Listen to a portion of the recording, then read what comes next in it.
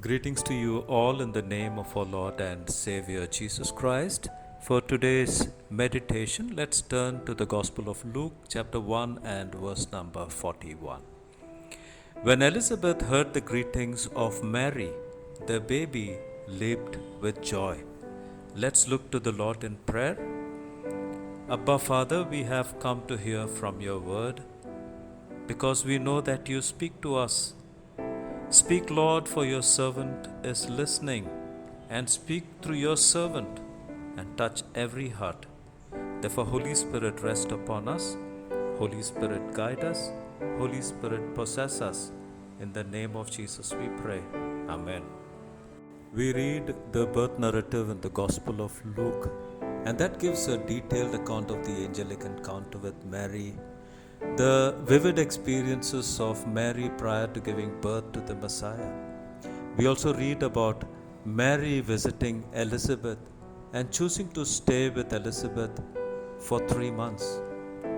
We need to understand as why Mary chose to meet Elizabeth and deciding to stay with Elizabeth, then meeting Joseph to whom she would be marrying. Let us find 3 points on the experience of Elizabeth and Mary, along with the promise of God and the experience of the Holy Spirit. The first point which I wanted to share is the Spirit elects the like-minded. We read about the struggle of Elizabeth where she was tagged as a barren woman and how God took away that shame of barrenness and fulfilled the promise of a child when she is well advanced in age. We also need to know as why Mary wanted to meet Elizabeth. Well, one reason would be that Mary wanted to meet Elizabeth because Elizabeth experienced an unexpected blessing. Second reason could be that Elizabeth experienced the blessing out of the ordinary. The third reason could be that Elizabeth experienced the promise of God. And another factor could be that Mary wanted to be strong to believe and live in that promise of God as Elizabeth experienced. We read about Joshua in the Old Testament, in the book of Genesis, where Joshua stayed with Moses. And probably Joshua wanted to learn and experience the power of God by staying with Moses. We read in the book of Joshua that he is chosen to lead the people of Israel. Well, Joshua never expected or intended to be a leader, but when we read from the life of Joshua, we read as how his life was influenced on account of Moses. Well, we also tend to make friendship with people who are of the same wavelength, and we find them encouraging us, they think good about us, and they see the good of us. On our achievements, they rejoice with us, as opposed to the people who are jealous.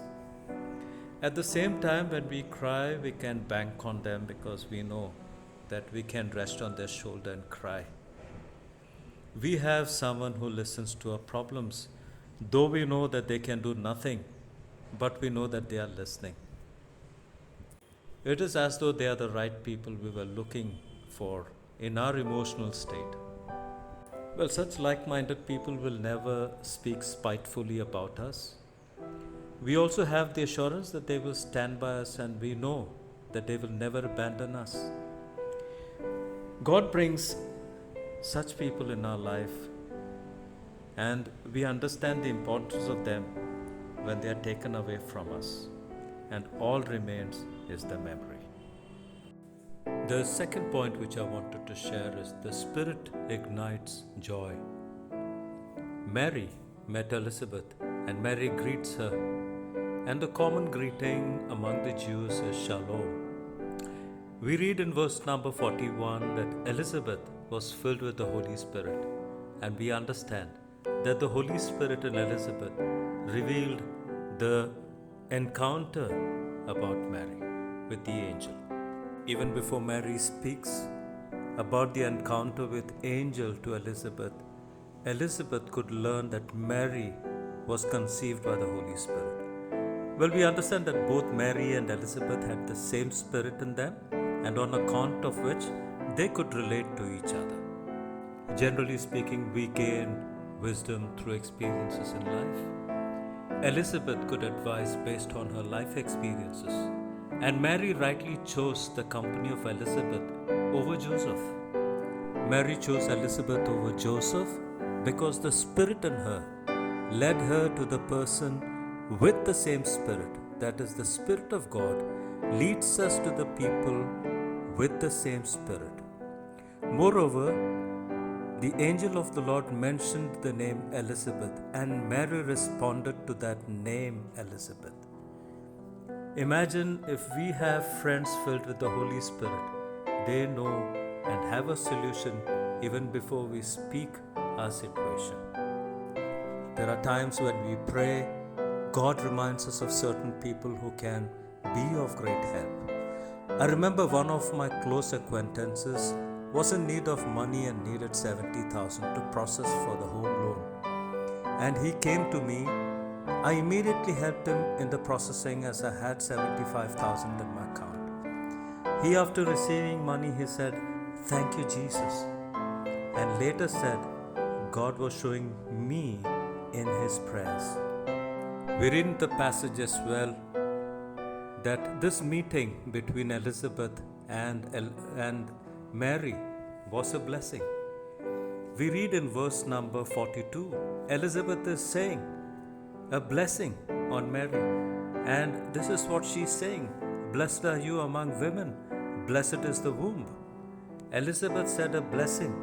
And when we be with people of God, they always say a blessing and also become a blessing.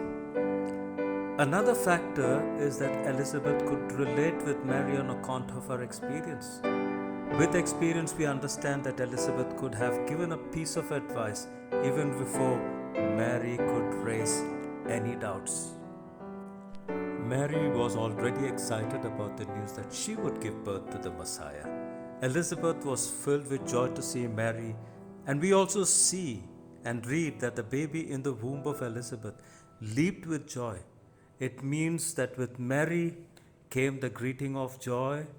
Elizabeth was filled with joy in seeing Mary, and because of the joy of Elizabeth, the baby was filled with joy. It means people with the same spirit will be filled with joy. So it is clear that when one person is joyous or brings joy, the joy becomes contagious. Or in other words, it becomes viral. The third point which I wanted to share is that the Spirit paves the path. We read in verse number 42, Elizabeth is prophesying and prophesying over Mary.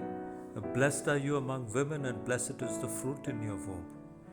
Elizabeth prophesied because of two factors. One, because she was filled with the Holy Spirit, and the other, because of the prophet in the womb. Mary did not even mention about the angel encounter, yet the Holy Spirit in Elizabeth revealed it to her. Elizabeth prophesied about Mary and the child. The moment of prophecy would have strengthened Mary. When God promises, God also provides with a person to strengthen us. Because when God promises, there will be a lot of challenges. And that is why God makes sure that there are people who would be strengthening us in prayers, covering us in prayers, supporting us by being a moral support in times of need. Dear church, we all face a time that we term it as a bad phase. But those who have overcome that phase will always say that it was a blessing in disguise. We look at the life of Elizabeth. She was old, and she's giving birth to a child when she is well advanced in age. She did not look at her old age and her past life that she lived. Rather, she had so much of joy to forget about her past. I remember how God changed my character when I look back at the phase that I had gone through. I was living in unbelief, though I used to claim, yes, I am a believer in Jesus, I have faith to move the mountains. But I had gone through a time when I was living in unbelief. And when I look back at that time, I realized that God was working on my unbelief. Well, if you are going through a time that is hurting you as a thorn, remember God is teaching you how to overcome that thorn. Well, it is going to be tough to fight against that thorn because eventually what will happen is that we will be hurt. But God does not want us to fight because God has already given a command to that thorn. And God has given a command to the thorn to surrender. The thorn has already seen the God in me and has surrendered. All God wants us to take control over the situation, not to worry, not to fear, not to be concerned about the thorn, but look at the God who gave a command to the thorn. There are times when we reach life's lowest ebb and we come to a point when we say that life will never change. Well, life may not change, but God's presence in us changes us to think like God. God in us makes us think big because God always plans for our good. I often read the daily devotion and a wonderful quote from Max Lucado. No struggle will come your way apart from God's permission, God's purpose, and God's presence. So, face the struggle God has prepared. It means that you will never be hurt because when God promises His presence, it means God is joining us. I remember when I was just about maybe 5, I think it was 5 years old, when it was raining heavily and my mother forgot to take the umbrella. So my mother carried me, and what she did is she covered me with her pallu, that is her sari, and she ensured that I was not wet.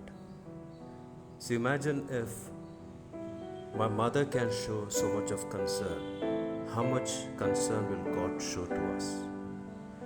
Well, God will take us through because God knows the place of safety, because God has already gone there, prepared a place of safety for us, and then God leads us. I wanted to share a story of two missionaries and a believer who were traveling from the mission center and they were heading to another mission center. So they started in the evening and there were 2 bikes and 3 people traveling, which means the believer accompanied one of the missionaries. And remember, as they travel, there are no street lights and there is a dense forest in between. So as they were traveling, one of the bike's tire burst and they had to stop over there. And this believer, he immediately said, "Praise you, Jesus. Thank you, Jesus." When he said it, the 2 missionaries looked at him and saying, "What is this guy saying?" And this is the route. Ideally, when it is dark, nobody comes that way. But that day, the police had to go to that village because there was some riot. So the police had to intervene. So by God's grace that day, the police happened to come that way and they found the 3 people standing over there. And on asking, the police came to know that they had a genuine problem. So what the police did was, they lifted up the bike, put it in their jeep, and they took it to the nearest garage where they could get the tires changed or probably repaired. See, this is how God works. Remember, I was living through that time of unbelief. And I started to say, "Thank you, Jesus," but that was not coming from the depth of my heart. That just the lip service that I was giving. I was saying thank you, Jesus, but it was not with that wholehearted thanks that comes from the heart. And that was the time when I was going through a negative phase in my life. Because I used to think, wherever I lay my hands, I'm experiencing failures in life. And I used to always think, okay, this happens only with me. So I said one day, Lord, I have to put an end to it. You just show me what to do. And that's where I could hear the Holy Spirit speaking to me saying, Elvin, every time you slip into negative thoughts, Satan is happy. And he wants you to be unhappy. He knows when you will be unhappy. And you will raise this question that happens only with me. Now remember, Jesus has given certain rights and permission to Satan, and he operates on it. So if I have to get something done and if it doesn't work, Satan knows that I will be disappointed. And we are disappointed, or Satan brings disappointment because I'm with the Lord. And when I heard this word, the Holy Spirit saying that I'm with the Lord, I realized, yes, why should I simply be slipping into negative thoughts when God is with me? It means that if I stand with the Lord, Satan will come up against me. And that's where I learned to thank God at all times. Dear church, this is what I would like to tell you and hear what I say and try to put it into practice. Learn to give thanks in every situation, because that is the way you are trusting God. Because when you say thanks to God, you have the trust in the Lord, and that's what God wants to see in you. Dear church, as usual, let me end up with this promise that Jesus is coming back and He's coming soon. There are preaching that is going on nowadays claiming that Jesus has already come. But when those people come and tell them to read Mark chapter 13:24. It mentions that the sun will be darkened, the moon will lose its light, the stars will fall from heaven, and the heavenly bodies would be shaken. These things are bound to happen when Jesus is coming. And had Jesus come, this should have happened. So, dear church, don't believe in such heresies, but prepare yourself for the second coming. The second point which I wanted to share about the second coming is about this, that people have posted on WhatsApp saying that the rapture has already started. But remember, before a rapture, there will be a loud sound of a trumpet, and it will be so loud that it will be heard to every corner of this world.